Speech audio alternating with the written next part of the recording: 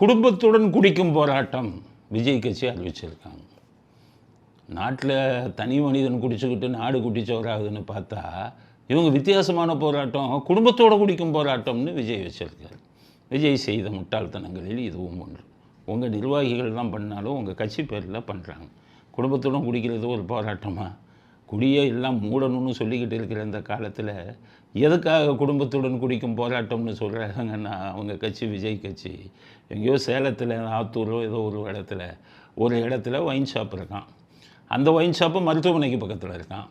அந்த wine shop பள்ளிக்கு பக்கத்தில் இருக்கான். நிறைய தொந்தரவு வருதான். அரசியல்வாதிகள்கிட்ட முதலமைச்சர் எல்லாட்டையுமே பர்மிஷன் கொடுத்து எதுவும் நடக்கலை. அதனால் விஜய் கட்சி சார்பில் அங்கே போய் அதை அகற்றணும்னு போராட்டம் பண்ணுறாங்க. சரி, போராட்டம் பண்ணால் அது என்ன முறை?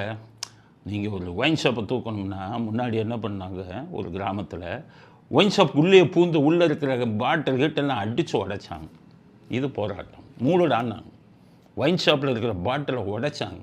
இது போராட்டம். இன்னொரு இடத்துல ஒயின் ஷாப்புக்கு இது வந்தது, சாலை மறியல் பண்ணாங்க அந்த ஒயின் ஷாப் இருக்கிற இடத்துக்கு பக்கத்தில். இது உண்மையான போராட்டம். இன்னொரு இடத்துல என்ன பண்ணாங்கன்னு கேட்டிங்கன்னா, அந்த ஊரையே சேர்ந்து வந்து கலெக்டர் ஆஃபீஸில் உட்காந்துட்டாங்க, மாற்றுங்க அப்படின்னு. போராட்டம்னா அதுக்கு எதிர்ப்பாக இருப்பது தான் போராட்டம். குடிக்கு எதிர்ப்பாக இருக்கணும். இன்னொரு இடத்துல உள்ளே பூந்து பாட்டிலை உடைச்சி ஊற்றி தீ வச்சாங்க. இதுக்கு பேர் தான் போராட்டம். இவர் என்ன பண்ணுறாருன்னா, விஜய் அங்கே போய் நின்று குடும்பத்தோடு குடிச்சிட்டு உக்காரணும்.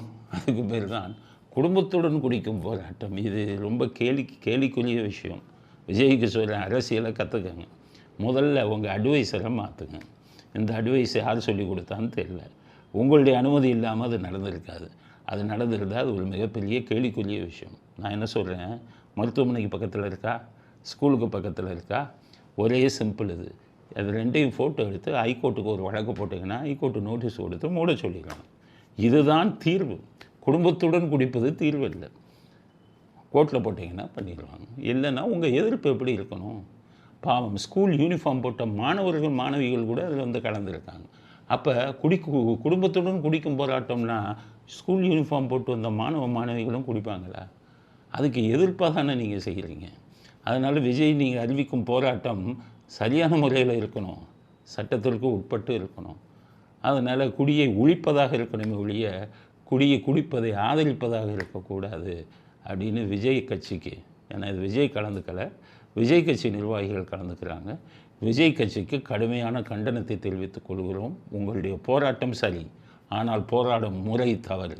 மற்றவர்களை குடும்பத்துடன் குடிக்க சொல்வது அநாகரிகமான செயல் அப்படிங்கிறத விஜய்க்கு அவர் கட்சிக்கும் செய்தியாக பதிவு செய்ய வரும். டெல்லியில் ஒரு உயர் நீதிமன்ற நீதிபதி வீட்டில் பாருங்கள், ஹோலி பண்டிகை பண்ணியிருக்காங்க. அதில் தீ பிடிச்சிருச்சு. அது இறைவனோடது. நான் அடிக்கடி சொல்லுவேன்ல, இறைசக்தின்னு. தீ பிடிச்சிருச்சு ஹோலி பண்டிகை. அந்த நீதிபதி எதிர்பார்க்கவே இல்லை.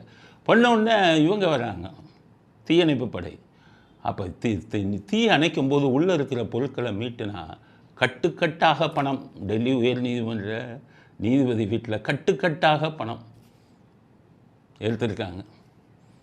நெருப்பு அணைக்கணுங்கும்போது, பொருட்களை காப்பாற்றணுங்கும்போது என்னாச்சு, ஒரு நீதிபதிக்கு சம்பளம் வந்து 1.5 லட்சம் to 2 லட்சம் வரும். 2 லட்சம் சம்பளம் வாங்குகிற நீதிபதி வீட்டில் கோடிக்கணக்கான பணம் இருந்ததுன்னா என்ன அர்த்தம்? இப்போ என்ன நடவடிக்கை எடுத்திருக்காங்க தெரியுமா? டெல்லியிலேருந்து வேறு ஊருக்கு மாற்றிருக்காங்க, வேறு மாநிலத்துக்கு. இது வெறும் தண்டனையா? எப்படி நீதிபதி வீட்டில் விட வந்தது? அப்போ நீதி தராசு போச்சு இல்லை? அப்போ தமிழ்நாட்டில் இப்படி நடக்குதுன்னா, தமிழ்நாட்டிலையும் பல விஷயங்கள் நடக்குது. என்னால் பொறுக்க முடியாமல் தான் நான் இந்த மாதிரி கருத்துக்களை பதிவு செய்கிறேன். நான் காவல்துறையில் இருக்கும்போது பார்த்திங்கன்னா, நான் என்றைக்கு வெறுத்தேன் அப்படின்னா, 2-3 வழக்கில் தான் நான் காவல்துறையில் இருக்கவே கூடாது அப்படி. அதில் மனதை பாதித்த வழக்குகள் 2-3 வழக்கு. அதை ஏற்கனவே பேட்டியில் சொல்லியிருக்கேன். அதில் ஒரு வழக்கு என்னென்னா, ஒரு கணவன் மனைவி, 3 பெண் குழந்தைகள்.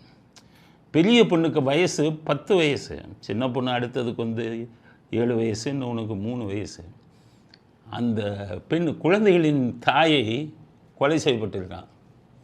குழந்தைகளின் தாய் கொலை செய்யப்பட்டிருக்கிறார். அப்போ இது முன்னாடியே நடந்து இந்த வழக்கை முடிச்சிருந்தாங்க. நான் இங்கே சென்ட் தாமஸ் மவுண்ட்டுக்கு என்னை மாற்றும் போது இந்த வழக்கு சம்மந்தமான ஃபைல் என்கிட்ட வந்தது பார்த்தேன். பார்க்கும்போது என்ன பண்ணியிருக்காங்க தெரியுமா போலீஸு? அந்த குழந்தைகளுடைய தந்தையை குற்றவாளின்னு சொல்லி ஒரு கத்தியை எடுத்து, ஒரு புதரில் கத்தி இருந்த மாதிரி எடுத்து, அதில் இரத்தத்தில் அந்த குழந்தைகளுடைய தகப்பனாருடைய இரத்தத்தை அந்த இரத்தக்கரையை அந்த கத்தியில் வச்சுருக்காங்க. செத்து போனவங்க இரத்தக்கரையை அந்த கத்தியில் வச்சு அது மீட்கப்பட்டு அந்த குழந்தைகளின் தந்தையை வந்து குற்றவாளி ஆக்கியிருக்காங்க. உண்மையை சொன்னால் அந்த குழந்தைகளின் தந்தை குற்றவாளி அல்ல. ஏன்னா அதில் சில ரகசியங்களை நான் சொல்ல முடியாது. இதை பார்த்த உடனே அன்னைக்கே தான் முடிவெடுத்தேன், இந்த பாவம் நிறைந்த துறையில் நம்ம இருக்கக்கூடாது. யாராச்சும் யோசித்தாங்களா? அங்கே இருக்கக்கூடிய காவல்துறை அதிகாரிகள் 3 பெண் குழந்தைகள் கொலையை பார்த்த உடனே 10 வயதுள்ள அந்த பெண் குழந்தை வயசுக்கு வந்துடுது அதிர்ச்சியில். 3 குழந்தைகளும் அண்ணாதை ஆயிடுச்சா? நீங்கள் பொய் கேஸு நீங்கள் வந்து உண்மையில்லாத குற்றவாளியை போட்டிங்கன்னா, தகப்பனார் மேலே போட்டிங்கன்னா, அந்த 3 பெண் குழந்தைகளுடைய எதிர்காலம் என்ன ஆகும்னு அந்த விசாரணை செஞ்ச காவல்துறை அதிகாரி கொஞ்சமாச்சும் யோசிச்சாரா? மனசாட்சி இருந்தா? கடைசி அவருக்கு தந்தை வந்து ஜெயிலில் தள்ளப்பட்டார். 3 குழந்தைகளுக்கு இன்றைக்கி நான் சொல்லக்கூடியது வந்து 2002 2003 நடந்தது. அந்த குழந்தைகளுடைய நிலைமையெல்லாம் இன்றைக்கி என்ன ஆயிருக்குன்னு கடவுளுக்கு தான் தெரியும். அதற்கு பிறகு நான் வந்து ஃபைலை பார்த்தேன். அப்போ தான் முடிவு பண்ணேன், மனசாட்சி இல்லாமல் ஒரு சில அதிகாரிகள் காவல்துறையில் இப்படிப்பட்ட தப்பு பண்ணுறாங்கன்னு வெறுத்து போய் தான் வந்தேன். அப்போ இன்றைக்கே முடிவு பண்ணேன்.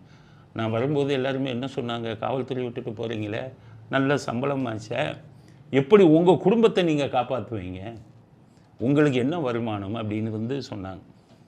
அப்போ நான் என்ன சொன்னேன், இறைவன் இருக்கிறாங்கிறதுல தான் வந்து வழக்கறிஞராக நான் வந்து, ஏன்னா வழக்கறிஞரை வந்து நீங்கள் சம்பாதிக்கணும்னா குறைஞ்சது 5-6 வருஷம். ஸோ அப்படிப்பட்ட கடினமான சூழ்நிலையில் கூட மனசாட்சி வந்து இங்கே இருக்கிறத ஒத்துக்கலை இந்த மாதிரி விஷயங்கள்லாம். இப்போ அதே இதை வந்து நான் நீதித்துறையில் பார்க்கும்போது, நீதிபதிகள் பணம் வாங்குறாங்கன்னா எப்படி ஏற்றுக்கொள்ள முடியும்னு சொல்லுங்கள். இன்றும் பல நீதிபதிகள் பணம் வாங்குறாங்க. கீழ்மட்டத்து நீதிபதிகள்லாம் பயமில்லாமல் பணம் வாங்குறாங்க. மேலே இருக்கிற உயர் நீதிமன்ற நீதிபதிகளின் தீர்ப்பெல்லாம் எப்படி இருக்குது பாருங்கள்.